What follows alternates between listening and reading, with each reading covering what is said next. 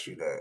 So, Oh, okay. How did Promatic come about? yeah. Man, me and Proof, we met so long ago, man. We did this song. Like we met through B Def. It was a rapper named B Def. I don't know if y'all Yeah. know who that is. He did. He's a Oh, legend. rest his soul too. Yeah, Yeah, if I'm, man. yeah. So yeah, There was only one B I Def, met right? him Yeah. through him. Yeah. Yeah, so this was back in the early '90s, you know, Yeah. and everybody like, yo, man, you got to meet this kid, this nigga Proof, man.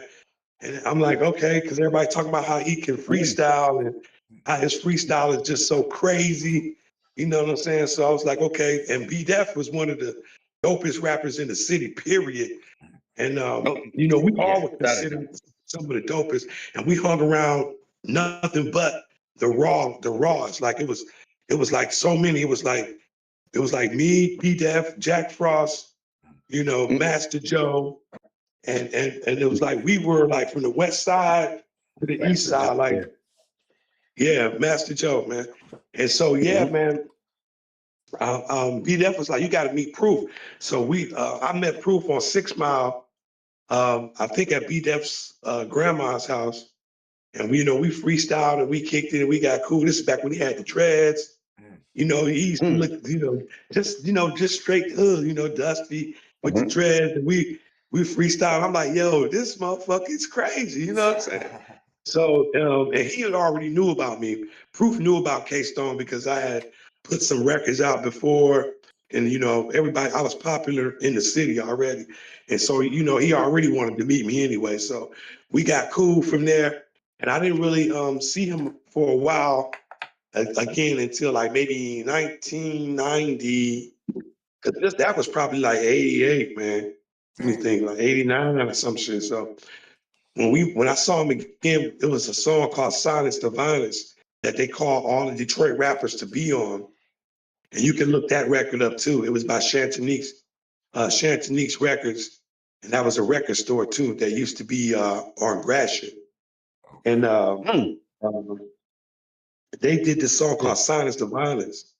And all the rappers in the city, the best ones, they wanted to put us on this record. So we all met at like this big ass studio, and then Proof was there.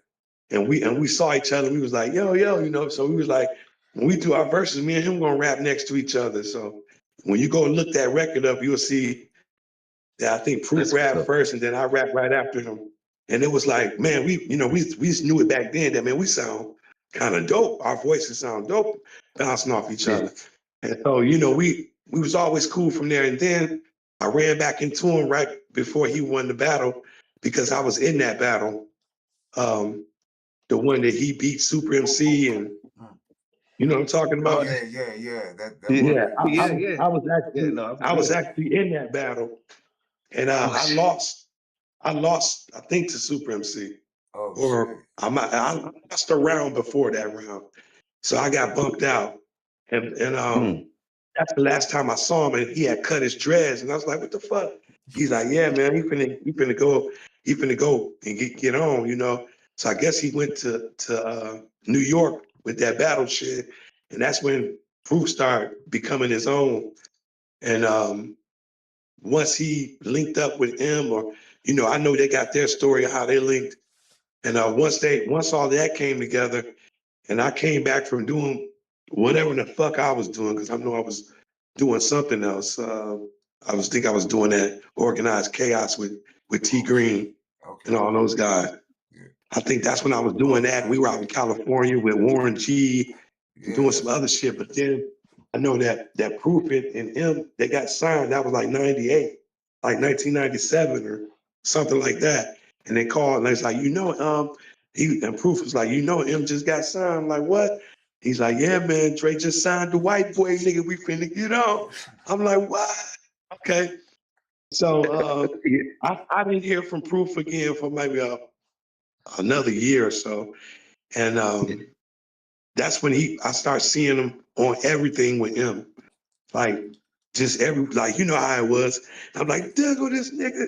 You know what I'm saying? So when he finally came to the city, he was looking for me, and He came to the hip hop club and he gave me the passes to get into to the Chronic 2001 show. Oh shit. Where he was M's hype man. Yeah. He gave me passes. Yeah.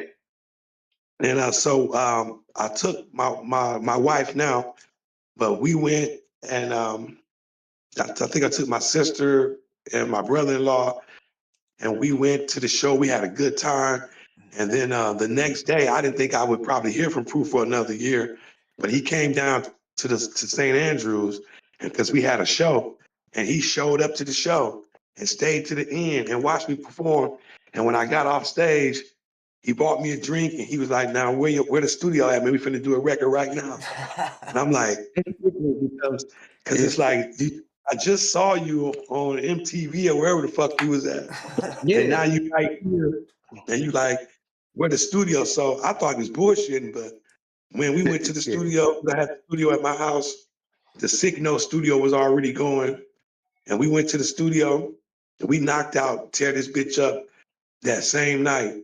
We had that beat, that dun dun dun dun dun, and we knocked that song out. Then I think we did another song called Two of Me that still ain't released. And then he went home or wherever, and when he came back, he was like, "Bro, this shit is so fucking dope. We can get a deal with this. We can get a deal with this shit." And I was like, "Well, shit, I'm the one in the basement right now. You out here, so whatever you want to do." And so he took the demo. He let everybody, he could hear. Everybody was feeling it. We got some offers. Then Proof was like, "You know what? Well, I'm finna put this shit out. We finna put it on vinyl ourselves. We're gonna do that first. Then we're gonna get a deal and do an album." So his plan worked. So we released Tear This Bitch Up and a Two-Way Jacket. I think that was the B-side on a vinyl. And then we started pumping shows. Whenever he wasn't with him, he was coming to the crib. We was doing shows, doing whatever, and we start building the Promatic from there. And then we didn't have a name for the group, but I had changed my name to Dogmatic already. And then he was, like, "Okay, Proof and Dogmatic, what can we call it?" And then the manager that I had at the time, which was Mello, shout out to Mello, he came up with it. Let's just say Promatic. And then Proof was like, "Yeah, well, Promatic was born right there. Yes.